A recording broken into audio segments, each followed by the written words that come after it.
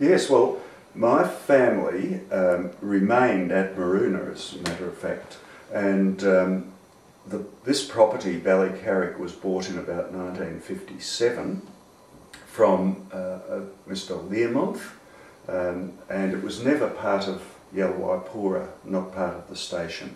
So we're not too sure whether it was part of Burrumbee or whether it was part of Garin.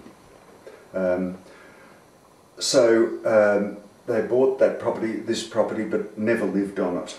And we had people who had come across from Yellowwaipora station who actually worked here.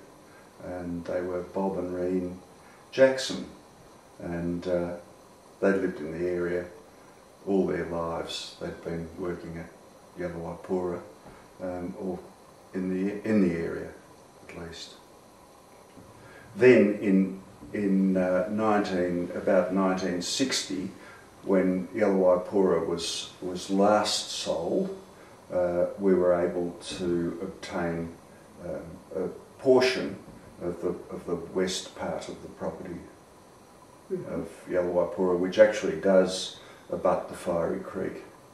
I became interested in the history of the creek and its surrounds, and shortly after we took possession of our part of the property, the road, the Mount William Road, was realigned on the southern end of the property, and we then started to search for what we knew had existed, an old hotel that had been there. It was the Travellers Rest Hotel, and it was run by a Mrs. Ryan, Winifred Ryan, back in the 1860s, and that had been on Yellowwaipora land, and due to some concern by Mr. Ware, the current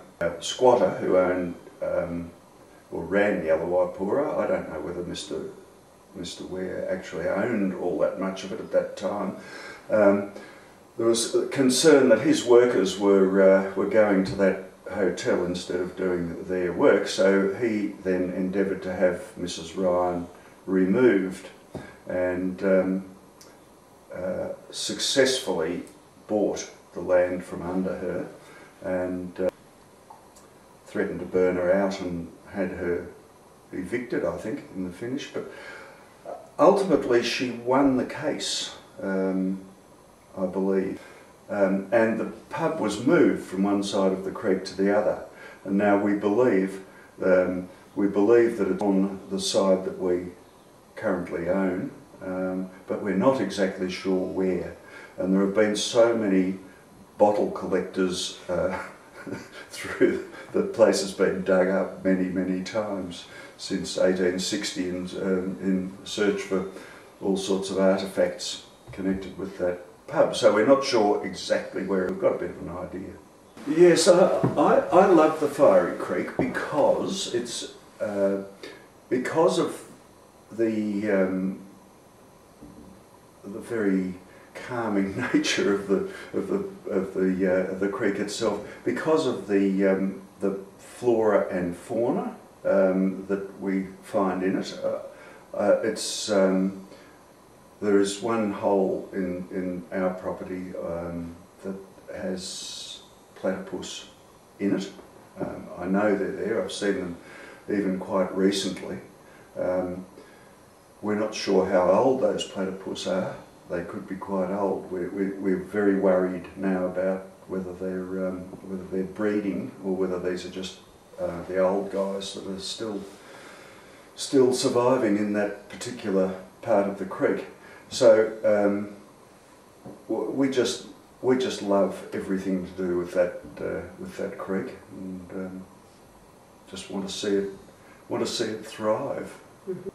We've planted a lot of trees on this property, on the tributaries that run into the Fiery Creek, for various reasons, and some of those reasons are that it improves the the outlook, it improves the appearance, it conserves the soil. It's obviously holds the banks together. It improves the water quality. The water quality was pretty ordinary because of no trees at all, so now we have the tributaries mostly fenced on this property. So they're for aesthetic reasons, also purely selfish in that they provide shelter for our stock, which we didn't have when we first moved here. We had many sheep losses due to exposure after shearing, and we've been able to change that completely with plantings, fencing off the creeks and planting them.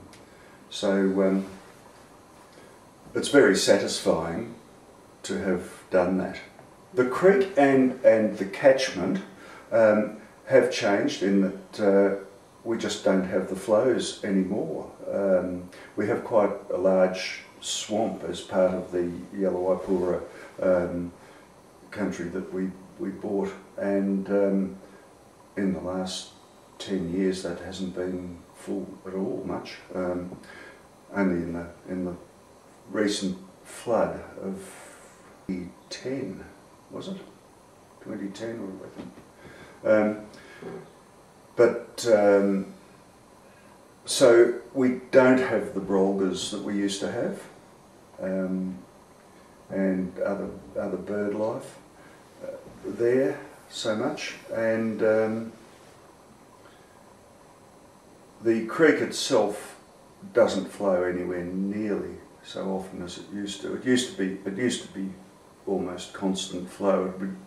It would be more of an occasion that the creek had stopped rather than that it was flowing. Now it's more an occasion when it's flowing. It seems to be stopped. It's probably caused by increasing cropping use of the land, and perhaps other activities further upstream on the creek that we're not fully aware of.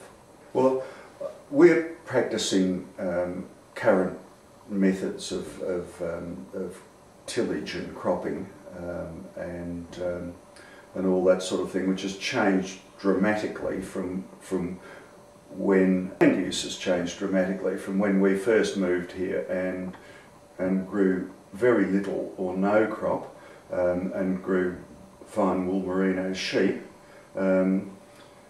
We still have fine wool merino sheep, but most of our land use is now crops, and we grow all the usual crops: oats, wheat, barley, canola, and now some beans as well. So land use has changed, and land use has changed considerably on the in the area of the Fiery Creek from the Western Highway down. Cropping nearly all the way. Land use will probably there will probably still be more cropping than livestock. I don't think livestock will make a great comeback at all, and I think that the cropping will continue, and with the introduction of new varieties, that will continue, and probably that sort of usage will grow. Now, one of my concerns with that is chemical and its usage, and I think, well, chemical and fertilisers will include fertilisers in with chemicals, and the runoff into the creek I don't think has been studied near sufficiently, and we need to just do so much more research into what's happening. On this farm, like a number of others now locally, we're practicing integrated pest management, which means that we're using no insecticides. Where once people would just employ an agronomist, we also now employ an entomologist who tells us about what we should or shouldn't be doing, and it's very reassuring to have that expert knowledge backup. So where previously maybe we would have run out and used an insecticide, we no longer do. And in fact we have not used insecticides on this property for, I think it's 11 years now, and we're noticing the difference. I think that will be more sustainable in the future, and I think that's the way we'll have to go with herbicides too. We're going to have to learn how to adapt and not use certain herbicides. I'd like to see sustainability Fiery Creek, and I'd like to see a much better flow. We're learning where some of the flow of the Fiery Creek goes, and it's a historical thing that's never been questioned, and it's currently under some discussion, or some discussion is taking place, and it would be great to see the creek flowing to Lake Bolac, and Lake Bolac having a lovely fresh aspect and social and economic sense to have the creek flowing.